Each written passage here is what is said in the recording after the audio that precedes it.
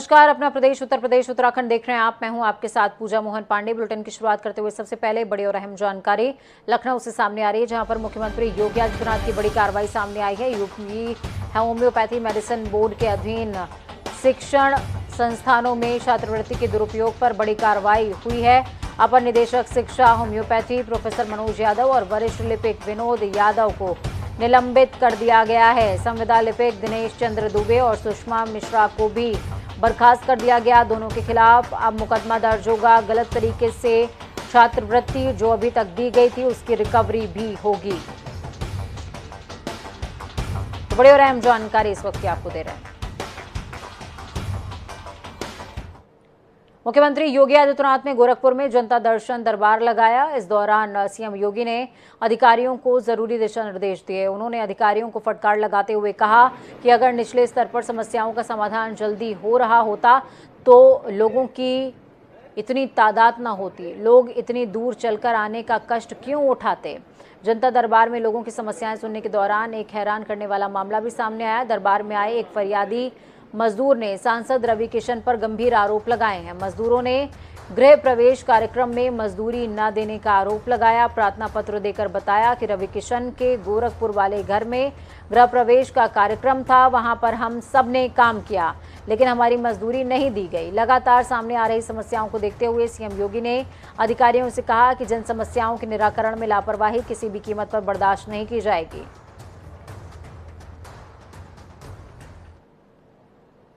लखनऊ के लुलु मॉल के अंदर नमाज पढ़ी गई, जिसको लेकर अब राजनीति भी शुरू हो गई है।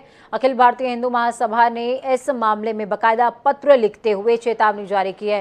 हिंदू महासभा की ओर से कहा गया कि अगर मॉल में दोबारा नमाज पढ़ी गई तो महासभा मॉल के अंदर सुंदरकांड का पाठ करेगा। हिंदू महासभा ने लोगों से मॉल के बॉयकाट की अपील की है, तो वहीं वहां से सामान न खरीदने के लिए भी कहा है। इस पूरे मामले पर सियासत भी तेज हो गई है। सपा नेता आईपी सिंह का कहना है कि देश का सबसे बड़ा लुलु मॉल मुस्लिम समाज के व्यवसायियों ने लखनऊ में बनवाया है। अगर वहां इबादत कर भी ली तो इसमें क्या गुनाह हो गया। वहीं हिंदू संगठन सवाल उठा रहे हैं कि आखिर किसी मॉल में धार्मिक गतिविधियों को करने का क्या औचित्य है और कैसे की जा सकती है। इस पर अब जो मॉल के मैनेजर हैं वो सफाई भी दे रहे हैं।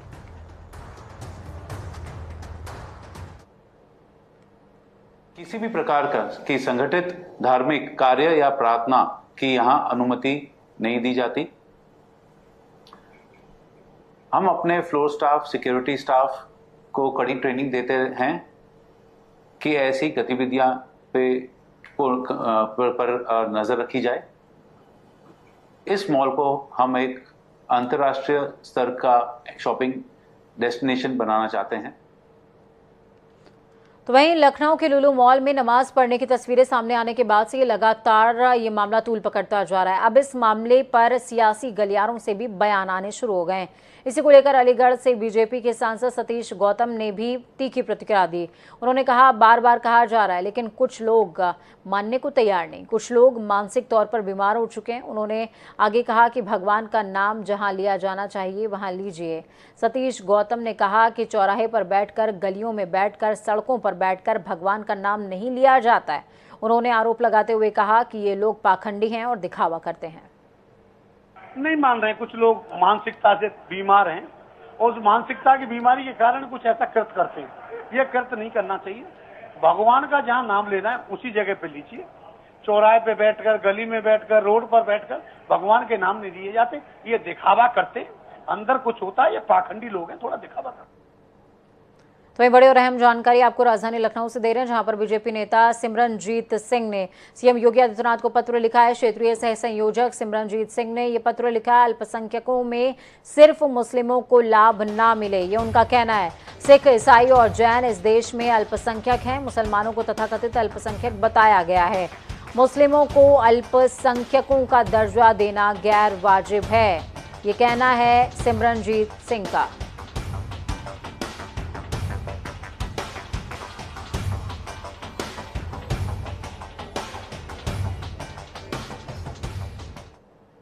तो वहीं लखनऊ के कैसरबाग के बंगाली कॉलोनी से इंसान और कुत्ते के रिश्ते पर हैरान करने वाली खबर सामने आई, जहां पर एक पिटबुल नस्ल के कुत्ते ने अपनी मालकिन पर हमला कर दिया। महिला के पड़ोसियों ने बताया कि पिटबुल ने सुशीला त्रिपाठी को पहले जमीन पर गिराया, फिर पूरे शरीर को बुरी तरीके से नोचने लगा और उन्हें नोचकर मार डाला। उनका कहना है कि इस कुत्ते ने इससे पहले कभी भी किसी को नुकसान नहीं पहुंचाया था। तो वहीं दूसरी तरफ आवारा कुत्तों के आतंक से विभूति खंड के ओमैक्स हाईटेक्स कॉलोनी के लोग खौफ में जी रहे हैं। इसी खौफ के चलते कॉलोनी के बच्चे घर से बाहर नहीं निकलते। इसको लेकर नगर आयुक्त इंद्रजीत सिंह ने कहा है कि लोगों को खतरनाक प्रजाति के कुत्तों को पालने से परहेज करना चाहिए और बचना भी चाहिए।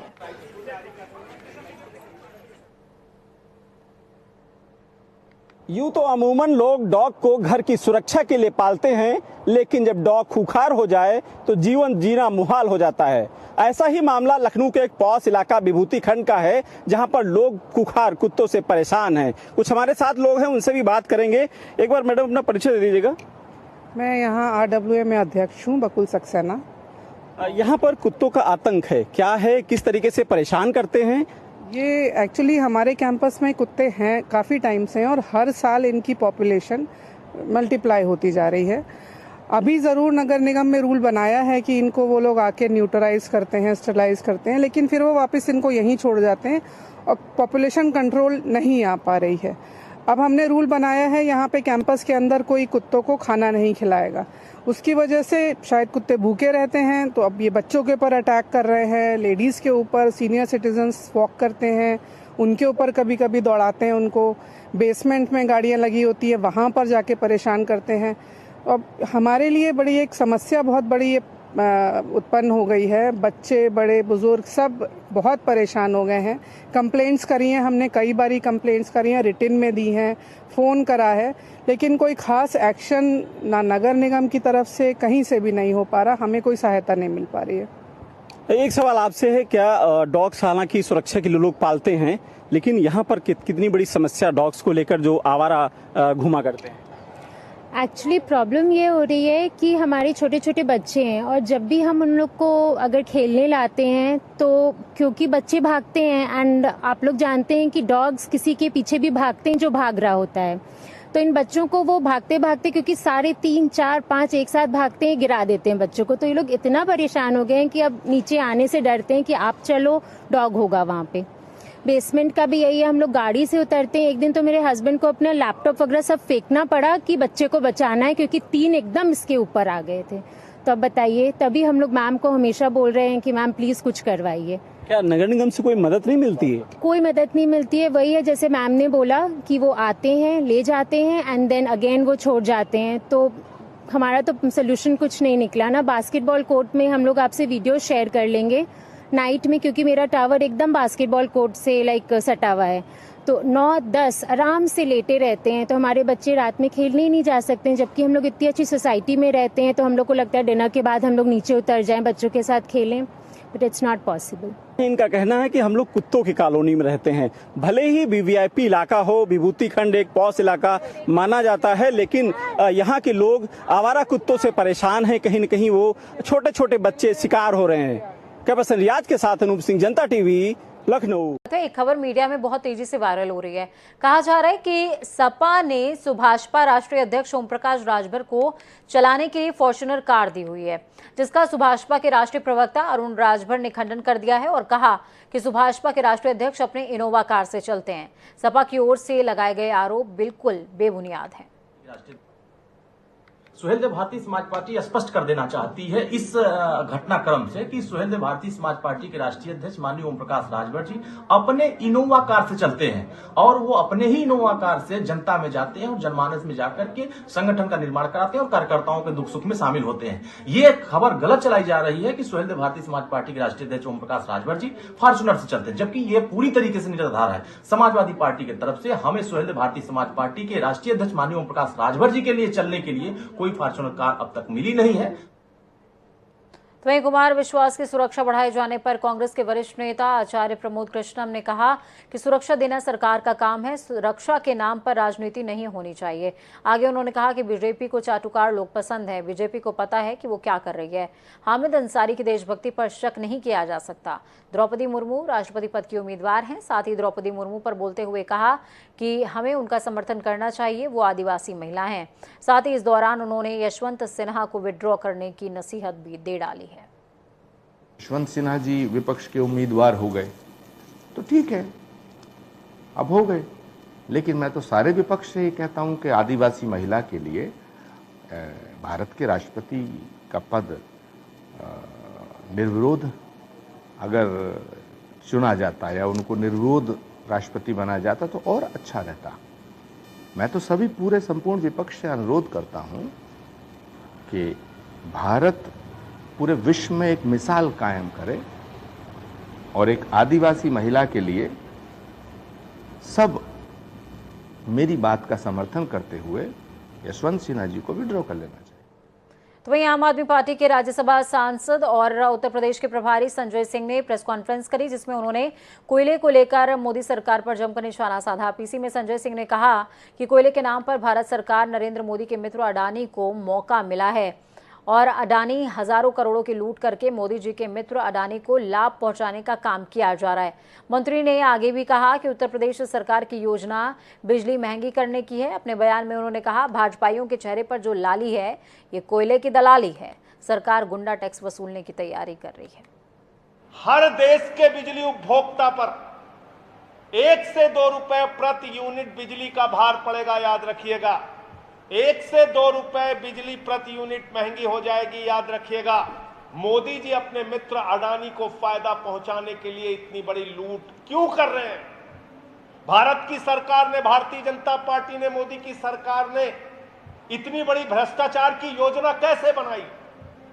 इस लूट के खिलाफ, इस भ्रष्टाचार के खिलाफ आम आदमी पार्टी खामोश बैठने वाली नहीं है।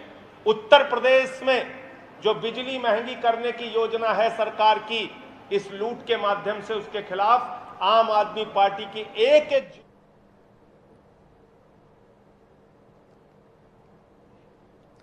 वहीं जितेंद्र नारायण त्यागी आज अयोध्या पहुंचे। इस दौरान उन्होंने राम मंदिर ट्रस्ट के महासचिव चंपत राय से मुलाकात करी। इस दौरान हनुमानगढ़ी के महंत राजू दास भी मौजूद रहे। महंत राजू दास ने जितेंद्र नारायण त्यागी को भगवा अंग वस्त्र देकर उनका सम्मान किया, जिसके बाद जितेंद्र नारायण ने कहा कि आज से वो भगवा ही धारण करेंगे और सरयू नदी में स्नान करके आधुनिक वस्त्र त्यागेंगे। उन्होंने भविष्य में संन्यास लेने की भी घोषणा की है। सहारनपुर स्टेशन को विश्व स्तरीय सुविधाओं से लैस करने की तैयारी केंद्र सरकार की है। साथ ही इसे वंदे मातरम सेवा से भी जोड़ा जाएगा। भारत सरकार के रेल, संचार, डाक एवं इलेक्ट्रॉनिक मंत्री अश्विनी वैष्णव ने सहारनपुर में पत्रकारों से बातचीत करते हुए ये तमाम जानकारी साझा की है। अलीगढ़ में खाद्य और रसद विभाग ने राशन वितरण को लेकर जारी हुए नए नियमों को लेकर बैठक की। कलेक्ट्रेट में हुई इस बैठक में डीएम इंद्र विक्रम सिंह, सांसद सतीश गौतम और पूर्व विधायक संजीव राजा मौजूद रहे। इस दौरान राशन डीलरों से चर्चा करते हुए जरूरी दिशा निर्देश दिए गए हैं। पूर्व विधायक संजीव राजा ने केंद्र और राज्य सरकार की जमकर प्रशंसा करी और कहा कि बीजेपी पहली ऐसी सरकार है जिसने गरीबों को मुफ्त राशन वितरित किया। आज बीजेपी ने खाद्य और रसद विभाग में बदलाव किए हैं और सरकार ने एक नेशन एक राशन की योजना लागू की है। बैठक के दौरान डीएम और सांसद ने राशन डीलरों को सख्त हिदायत भी दी कि जनता किसी तरीके से परेशान नहीं होनी चाहिए। देखिए, आज मुख्यमंत्री जी ने पहले तो राशन डीलरों पर, सब भाइयों पर खुशी है, उनके चेहरे पर चमक है। जो 70 मिलते थे उसको 90 रुपए कर दिया गया। राशन डीलरों के अब बिजली के बिल जमा होंगे, उनको उसका मार्जिन मिलेगा। जन सुविधा केंद्र के रूप में राशन डीलरों को डेवलप किया जा रहा है और गरीबों तक एफओआर मिलेगी राशन डीलर की। डायरेक्ट उसे गोदाम से उठाने की बजाय डायरेक्ट उसके घर पर डिलीवरी मिलेगी। ये बहुत अच्छी सुविधा योगी जी ने की है। हर उपभोक्ता को राशन निःशुल्क प्रदान करवाने का काम इस सरकार ने किया है और आज सबसे ऐतिहासिक काम जो किया है, जो राशन दुकानदार अपने कमीशन को लेकर चिंतित रहते थे, आज उनके कमीशन बढ़ाने का ऐतिहासिक काम किया गया है और केवल खाद्य एवं रसद विभाग ने उनको खाद्यान्न वितरण तक ही सीमित न रखकर अन्य कामों की ओर ले जाने का भी एक सुखद संकेत देने का काम किया है। तो आज का दिन बेहद खास था क्योंकि आज शिव के मास सावन मास की शुरुआत हो गई है। प्रदेश में हर तरफ सावन को लेकर उत्साह भी नजर आया। अलग अलग तस्वीरें आपको दिखा रहे हैं। सुबह के अलग अलग हिस्सों से आई 8 तस्वीरें वाराणसी, सहारनपुर, बाराबंकी, अंबेडकर नगर, मेरठ, गाजियाबाद, बिजनौर और लखनऊ के। भगवान शिव का प्रिय महीना सावन आज से शुरू हो गया। इसके साथ ही कांवड़ यात्रा 2022 का भी आगाज हो गया है। सुबह से ही कांवड़िए गंगा जल भरने के लिए हर की पैड़ी समेत अन्य घाटों पर पहुंच रहे हैं। माना जा रहा है कि इस बार बीते सालों के मुकाबले ज्यादा तादाद में कांवड़िए उत्तराखंड का रुख करने वाले हैं, जिसे देखते हुए सरकार और प्रशासन दोनों ही मुस्तैद है। कांवड़ यात्रा को लेकर चप्पे चप्पे पर पुलिस बल तैनात किया गया है, तो वहीं कांवड़ यात्रा को लेकर रूट प्लान भी रेडी है। कांवड़ मेले की तैयारियों को परखने के लिए उत्तराखंड डीजीपी अशोक कुमार ने हरिद्वार का रुख भी किया है। पुलिस लगा दिए हैं। सेक्टर 135 सेक्टर है, लगभग सेक्टर अधिकारी, सेक्टर मजिस्ट्रेट्स नियुक्त हुए हैं डिस्ट्रिक्ट एडमिनिस्ट्रेशन की तरफ से। सारा हमने ब्रीफिंग कर दिया है, व्यवस्था पूरा है, हम सब कुशल संपन्न कराएंगे। तो वहीं दूसरी तरफ उत्तराखंड के सीएम पुष्कर सिंह धामी हादसे का शिकार होते होते बच गए। दरअसल सीएम धामी चंपावत दौरे पर थे और साथ ही उत्तराखंड में भारी बारिश का दौर भी जारी है। चंपावत से कार्यक्रम में शामिल होकर सीएम धामी का काफिला लौट ही रहा था कि तब सीएम धामी का काफिला खटीमा पहुंचा, जहां पर जोरदार बारिश हो रही थी और जोरदार हवा भी चल रही थी। बारिश और तूफान में ही सीएम का काफिला सड़क से गुजर रहा था। इसी बीच तेज हवा के चलते सीएम के काफिले के बीच एक पेड़ आ गिरा। गनीमत ये रही कि इस पेड़ की चपेट में कोई नहीं आया। रास्ता खुलने के बाद सीएम धामी का काफिला फिर अपने गंतव्य की ओर आगे बढ़ गया। वहीं पूर्व मुख्यमंत्री हरीश रावत और पूर्व अध्यक्ष प्रीतम सिंह के बीच में जुबानी जंग यूं तो देखने को मिलती ही रहती है, लेकिन ये थमने का नाम नहीं ले रही है। एक और जहां पूर्व मुख्यमंत्री हरीश रावत और पूर्व अध्यक्ष प्रीतम सिंह के बीच में जुबानी जंग है, तो वहीं पर सोशल मीडिया के माध्यम से हरीश रावत ने एक बयान जारी किया। तो वहीं पार्टी में गुटबाजी की खबरों के बीच सीएलपी लीडर प्रीतम सिंह ने भी अपनी बात रखी है। उन्होंने कहा कि कालिदास 2 चीजों के लिए जाने जाते थे, एक अपनी विद्वता के लिए और दूसरा जिस डाल पर वो बैठे थे उसी को काटने के लिए। इसलिए प्रीतम सिंह कालिदास नहीं हैं, जो जिस डाल पर बैठे उसी को काट दें। उनके अनुसार पार्टी में किसी तरह की कोई गुटबाजी नहीं। उन्होंने कहा हरीश रावत पार्टी के बड़े हैं, अगर वो अक्सर उन्हें याद करते हैं तो ये अच्छी बात है। देहरादून हरिद्वार में बैठकों के सवाल पर कहा कि अगर उन्हें कोई भी कहीं भी बुलाता है और वो जाते हैं तो इससे किसी को कोई दिक्कत नहीं होनी चाहिए। लेकिन अब सबसे बड़ी बात ये कि देखना होगा कि इन दोनों के इस बयान के बाद अब कैसी प्रतिक्रियाएं सामने आती हैं। मुझे बड़ी खुशी होती है जब बड़े नेता हमको याद करते हैं। और भाई मैं तो कहता भी हूं, कालिदास जी 2 चीजों के लिए जाने जाते हैं। एक तो जिस डाल पर बैठे थे उस डाल को काटने के लिए जाने जाते हैं, दूसरी विद्वता के लिए जाने जाते हैं। तो भाई मैं कालिदास नहीं हूं कि जिस डाल पर बैठा हूं उस डाल को काटूंगा।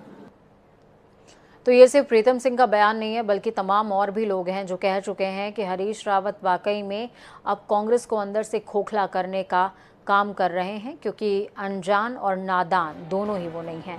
वक्त छोटे से ब्रेक का। ब्रेक के उस पार खबरों का सफर लगातार जारी है। बने रहिए जनता टीवी के साथ, क्योंकि हमें आपकी ताकत, हमारी कामना कि आपका आने वाला कल आज से बहुत बेहतरीन और सुरक्षित भी हो। नमस्कार।